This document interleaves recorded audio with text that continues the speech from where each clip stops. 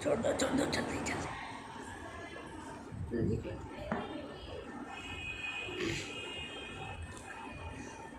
मानव जीवन को सुखद बनाने के लिए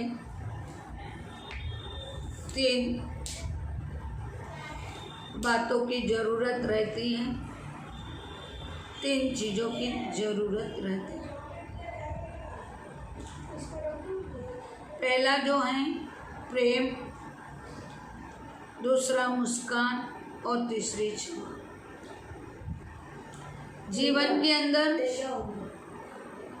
प्रेम नहीं है तो मुस्कान नहीं होती है, और जहाँ मुस्कान नहीं होती है वहाँ जीवन में अपन कभी क्षमा नहीं कर सकते।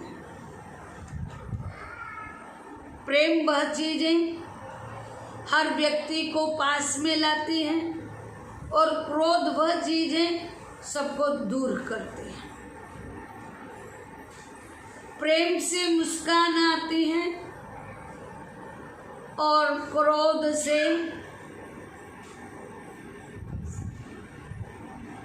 जो चेहरे की मुस्कान है वह चली जाती है, और क्रोध के अंदर व्यक्ति का चेहरा एक काला जैसा दिखने लग जाता है। तो जीवन के अंदर प्रेम की जरूरत रहती है।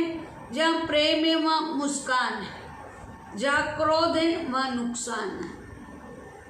तो जीवन के अंदर क्रोध को दूर करने के लिए क्षमा की जरूरत रहती है, और जिनके जीवन में क्षमा आ जाती है ना, वह जीवन के अंदर सब कुछ पा लेता है। क्षमा कर देते हैं, और क्षमा यदि लेते हैं तो उसका जैसा कोई सुख जीवन में नहीं होता है।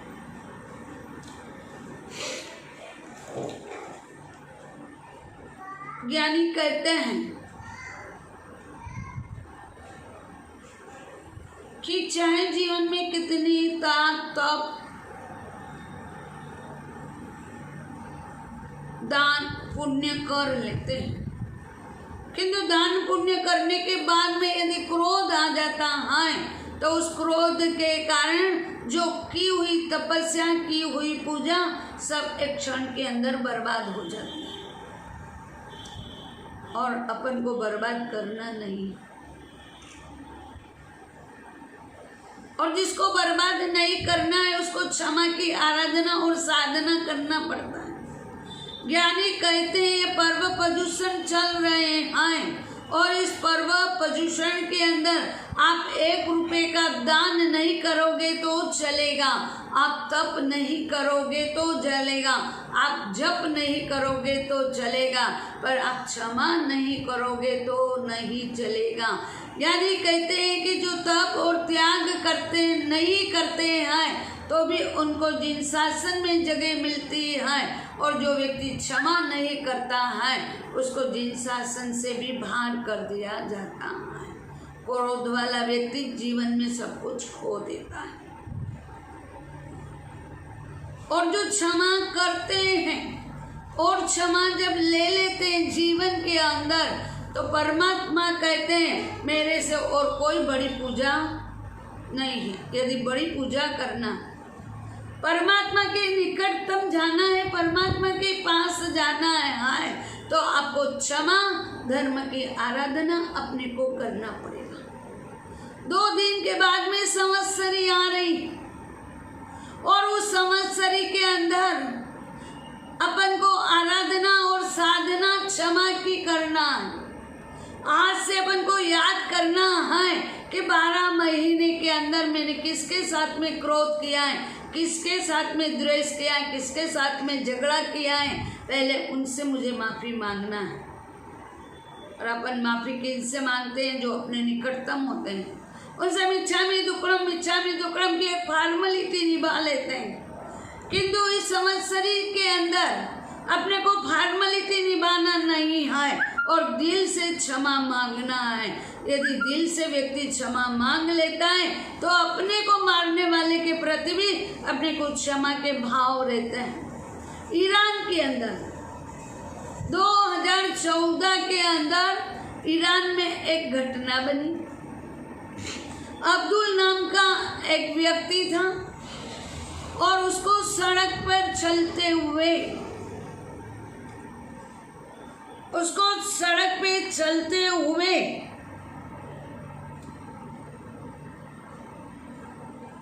अब्दुल्ला को एक व्यक्ति ने उसको मार दिया। जब उस व्यक्ति को मार दिया तो पूरे पुलिस आए, उसको पकड़ा और सबको पूछा इसके लिए क्या सजा देना।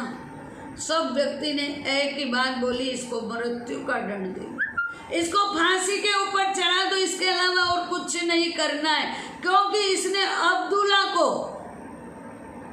भर सड़क के बीच इसको मारा है तो इसको माफ नहीं करना चाहिए। पुलिस कहते हैं तुम्हारी सबकी बात सही है, किंतु जब अब्दुल्ला के घर वाले इसको माफ कर देते हैं तो इसको फांसी से हट सकता है, ये फांसी से बच सकता है, नहीं तो फांसी से बचना मुश्किल। अब्दुल्ला की माँ एक रात को सोई हुई थी और उसको सपना आया और सपना में वो अब्दुल्ला आया और अब्दुल्ला ने कहा माँ तू क्रोध मत कर, मैं जिस जगह पे गया हूँ वहाँ आराम से हूँ, सुखी हूँ, तो मेरा टेंशन मत ले। फिर भी माँ कहती नहीं, मेरे बेटा का वेर तो मुझे लेना ही है और इसको फांसी पे चढ़ाना ही है, इसके फांसी के बिना मैं रहने वाली नहीं हूँ।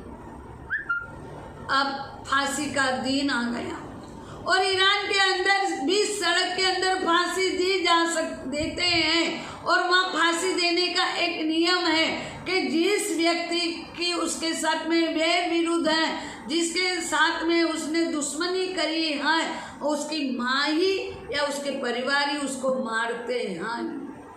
अब उसको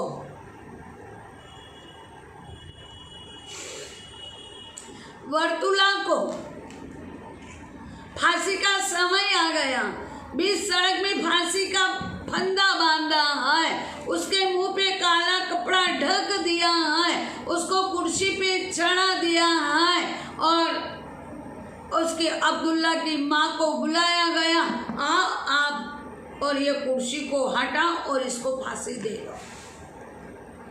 अब्दुल्ला की माँ वहाँ से रुबाब से चलती हुई आ रही है, धीरे धीरे चल रही है और उसने अब्दुल्ला को देखा, उसकी वर्तुला की माँ को देखा। वो माँ रो रही, भगवान से प्रार्थना कर रही है कि हे प्रभु तुम अब मेरे वर्तुला को बचा लो, मैं बेटे के बिना कैसे रह पाऊंगी। इसने कर्तव्य तो बहुत खराब किया है, इसने एक व्यक्ति को मौत के घाट उतारा है, इसको सजा तो मिलनी चाहिए। प्रभु मैं पुत्र के बिना हो सकती हूँ, आप इसको बचा लो। चौधार आंसू रो रही। अब इधर अब्दुल्ला की माँ जा रही, अब्दुल्ला की माँ जाते जाते जाते वहाँ तक पहुँची और उसकी वर्तुला की माँ के आँख के आंसू देखे और आँख के आंसू देखकर वह पिघल गई और वहाँ पहुँची। अब सब ने कहा कुर्सी हटाएगी और इसकी मृत्यु हो जाएगी। सब चकित थे, सब देख रहे हैं और वहां पहुंची और उसने उसको वर्तुला को 2 झापट लगाए और बोला कि मैं तुझे माफ नहीं कर रही हूँ, किंतु तेरी माँ के आंसू को माफ कर रही हूँ मैं, और मैं तेरे को आज इस फांसी से तुझे हटा देती हूँ जहाँ मैंने तुझको माफ किया। और वो वहाँ से चली और जहाँ वर्तुला की माँ खड़ी थी वहाँ आके उसको गले मिली और बोली मैंने मेरे पुत्र का दर्द सहन कर रही हूँ, और अब एक माँ दूसरी माँ को कभी दर्द नहीं दे सकती है, इसीलिए तेरे लिए वर्तुला को मैंने माफ नहीं किया है, किंतु तेरे लिए मैंने वर्तुला की फांसी माफ करा दी है। फांसी माफ करा के आज तेरे से मैं क्षमा कर मांगती हूँ कि मैंने जो किया। वह दोनों आपस में मिली रो रही है। उसने एक ने पुत्र प्राप्ति का हर्ष है तो एक को पुत्र का वियोग का दुख है, किंतु दोनों मिलकर के परस्पर क्षमापना किए।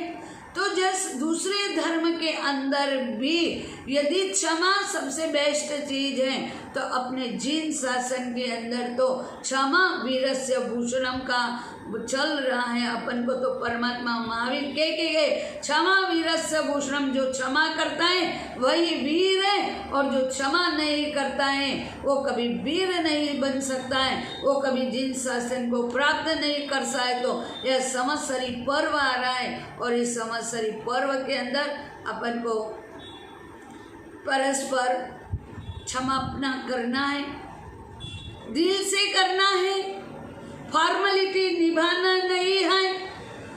आपसे छोटा उससे भी माफी मांगो, आपसे बड़ा है उससे भी मिच्छामी दुक्कड़म मांगो, बाल बच्चे जो भी हो सबसे माफी मांगो और मिच्छामी दुक्कड़म दे करके यह संवत्सरी पर्व अपन को सफल बनाना है। और जितनी सफल बनेगी, जितनी आराधना और साधना अपनी अच्छी रहेगी, क्योंकि दिल से सब राग द्वेष और कसाई चले जाते हैं, तो सिर्फ अपने दिल में आनंद ही आनंद रहता है।